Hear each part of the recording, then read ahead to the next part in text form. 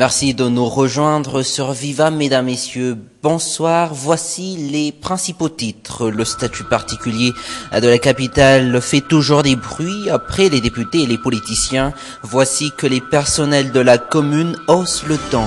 Permis de sortie exceptionnel pour Marc Ravaloman.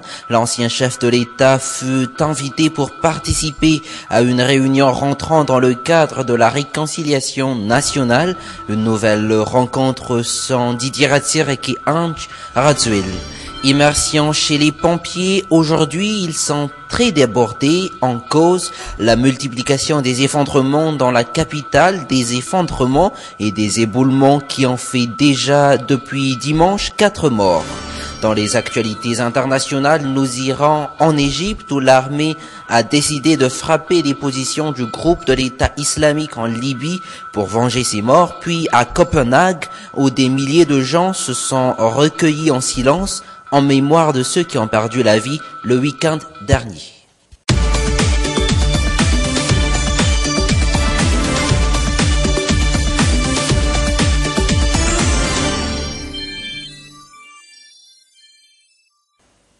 Mais d'abord, pour commencer, jour de fête pour les tout petits. Ils se sont mis en différents costumes ce jour, soit en super héros de dessins animés, soit en prince ou en princesse. Objectif, célébrer avec joie et gaieté le Mardi Gras. Harris Ariel et Yves Chanel. Superman, Batman, Ben 10, les princesses de Walt Disney sont de sortie ce jour. Cette cour de récréation devient un grand parc de Walt Disney.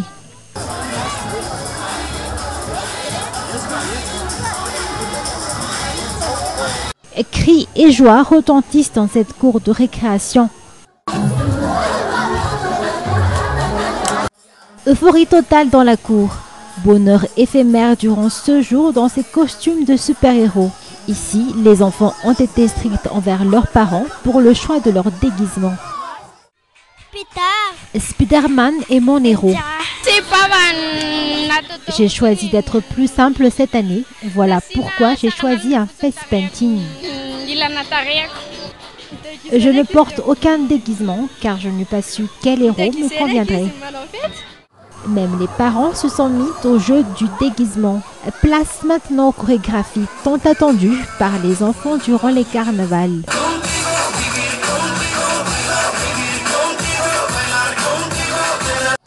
Jour de fête, jour de carnaval. 25 ans que ce collège pratique ce rituel du Mardi Gras. Ici, le collège ne change pas de coutume, mais les enfants, eux, comme à chaque année, surprennent tout un chacun à leur choix de déguisement.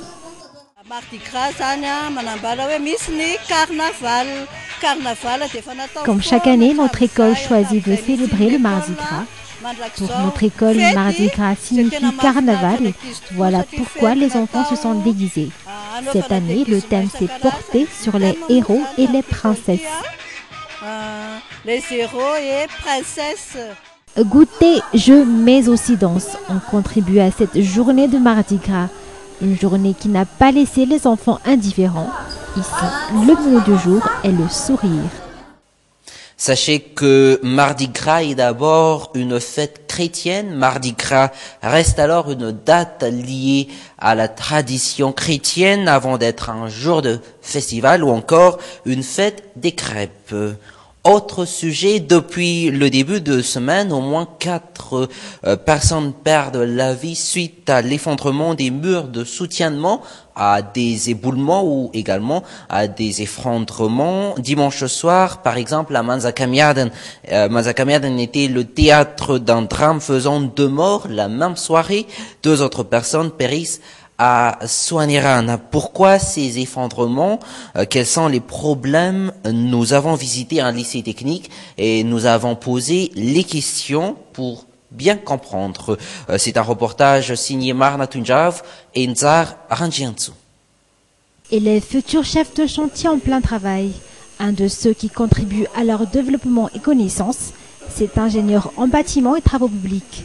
Ce matin, comme programme du jour, l'aisance de ses élèves à maîtriser le début d'un plan de construction d'une maison sera mise en défi. Ce schéma s'appelle béton de propriété.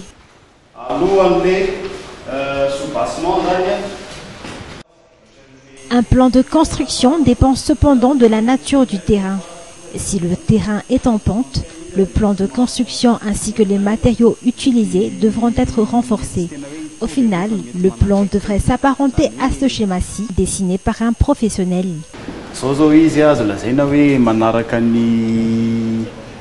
On peut dire que cette maison suit les normes. Comme vous le voyez, il y a ces trous incrustés appelés arbacanes pour l'évacuation d'eau.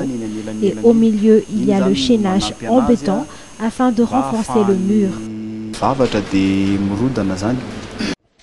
Béton armé, moellon et ciment, ainsi qu'un salaire adéquat à la tâche définie. Les dépenses pour la construction d'un mur de soutènement ne se distinguent pas beaucoup de la construction d'une maison entière.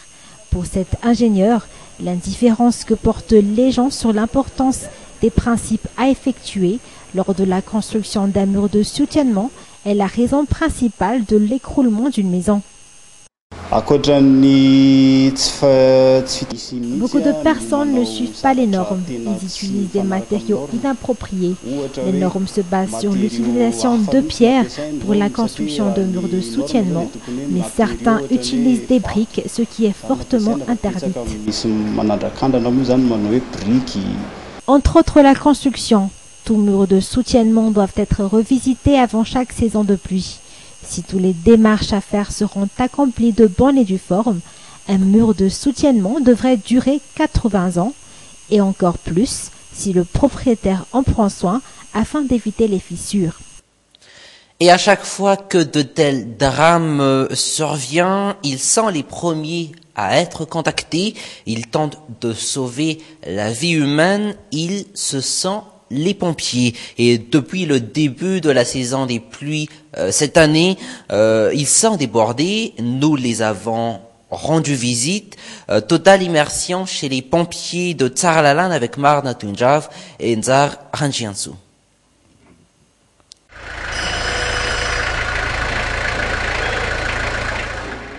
Sitôt l'alerte donnée, pas une seule minute à perdre pour nos pompiers. En tenue, direction les véhicules prêts à démarrer.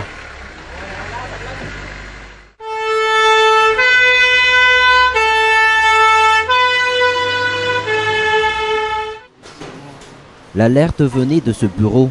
Depuis le début de la saison de pluie en décembre, ce centre reçoit chaque jour pas moins d'une dizaine d'appels.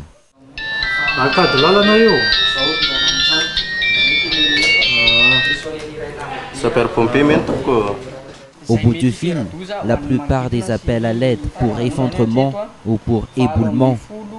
Depuis janvier, les pompiers ont été appelés à prendre en charge 298 problèmes, une hausse de 15% par rapport à l'année dernière.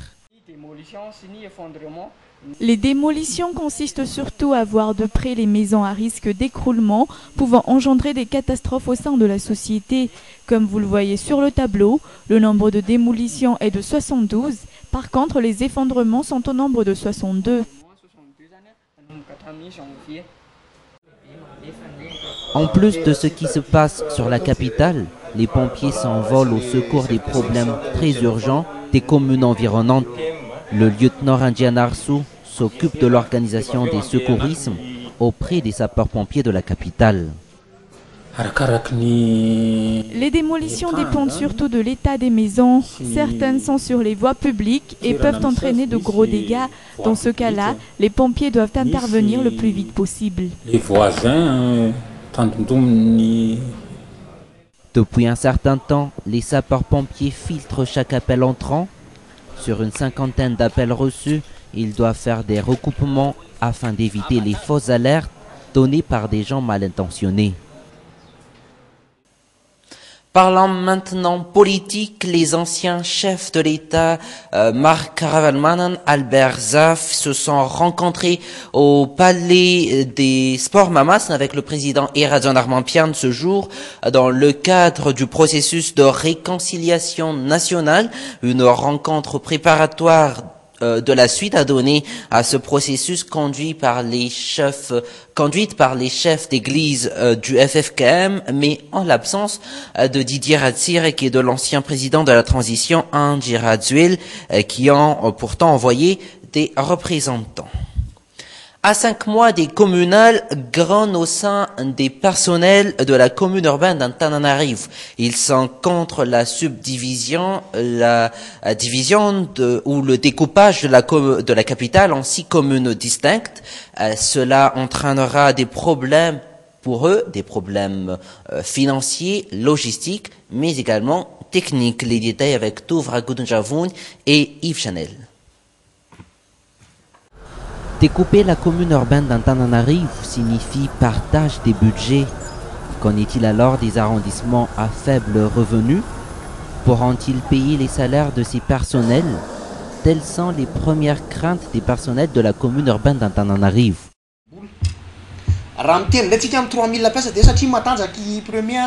Si on prend 3000 employés et les partager dans 3 arrondissements, chaque arrondissement aura peut-être 400 ou dans un autre cas, le premier arrondissement aura 1800 employés.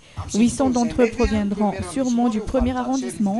Par contre, les 1000, y aura-t-il un budget suffisant pour payer leur salaire? Mais il n'y a pas que les problèmes d'argent. Il y aura également des problèmes logistiques et techniques. Pour bon nombre de gens au sein de l'administration de la ville, ce découpage n'est qu'une stratégie politique politicienne. Chaque arrondissement aura son propre groupe politique. La question est-elle, pourront-ils donc travailler ensemble? Par exemple, si dans la grande mairie de la HVM tient la place principale, alors que d'autres arrondissements font partie du groupe Team ou autre groupe, si un tel cas se présente, la confusion prendra place.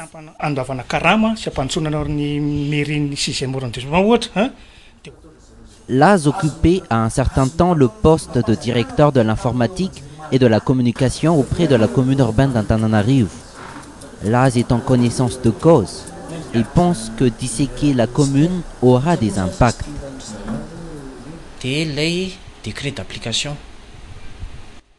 Le décret d'application doit convenir à tous les employés, tels les techniciens, les ministres et autres, afin que cette loi puisse faciliter les tâches. Cette loi est d'ailleurs la balise de la société. Le décret d'application doit donc être revu. Décret d'application qui se tarde, regrettent les employés de la commune urbaine d'Antananarivo. Un retard signe d'un problème sur la redistribution des personnels de la commune, estiment pourtant les observateurs. Le statut particulier de la commune urbaine d'Antananarivo prévoit, rappelons-le, la mise en place des mairies d'arrondissement. Elles sont au nombre de 6 et elles seront autonomes vis-à-vis de la commune centrale. Un statut déjà contesté par beaucoup, en premier lieu les députés. Touv Rakotunjafundi. D'abord, il y a eu les députés de la capitale. Sur les 12 élus, 11 ont boycotté le vote du projet de loi à l'Assemblée nationale. Nous ne sommes en aucun cas responsables de la scission de la capitale, contrairement à eux, c'est-à-dire ceux qui sont restés aisément dans la salle de réunion pour décider du sort de la capitale. Nous, les 11 députés élus de la capitale, nous avons décidé de ne pas y participer, pour la simple raison que nous représentons la population qui elle-même souhaiterait que la capitale conserve son statut actuel, c'est-à-dire une seule commune et 6 arrondissements. Puis, il y a eu ceux qui ont été déjà au volant de la commune urbaine d'Antananarivo, qui voient en ce texte un projet effrayant, des arguments soutenus plus tard par l'actuel magistrat de la ville, qui choisit de parler d'un projet destructeur. Moi, personnellement, je pense que diviser la capitale est une très mauvaise idée. Il faut formellement éviter d'y avoir recours.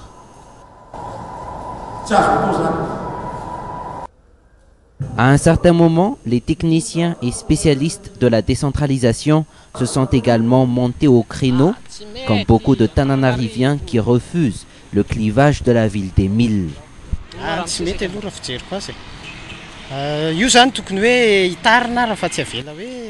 C'est une mauvaise idée.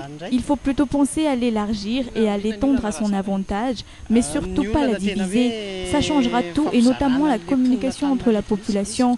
On se sentirait exclu et intrus si l'on passe par Analakely par exemple, alors qu'on appartient à une toute autre commune, soit Mamas ou autre.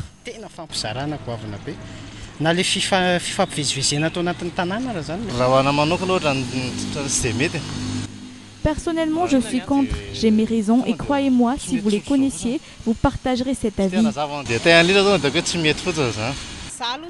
C'est irrecevable. Ça a été de rigueur au temps des périodes coloniales. Nous connaissons tous l'expression diviser pour mieux régner. Nous n'avons pas à retomber aussi bas. Madagascar mérite beaucoup mieux. Za aloha tsy manaiky fa ohatran'ny sarotra be le fizarazarana an'ilay faritra. Zay angamba ny azoko ambara. Mety antony zay. Tena tsy mety. Je suis tout à fait contre, ça va à l'encontre de mes principes, c'est tout. Déjà avec une seule commune c'est compliqué, alors 6 communes c'est aberrant, c'est quasiment n'importe quoi. Qui sont donc ces personnes qui ont autorisé le régime Razonarmampian à procéder à cette dissection?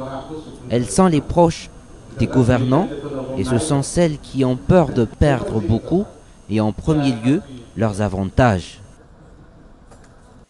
Merci de votre attention, excellente soirée en compagnie de Viva.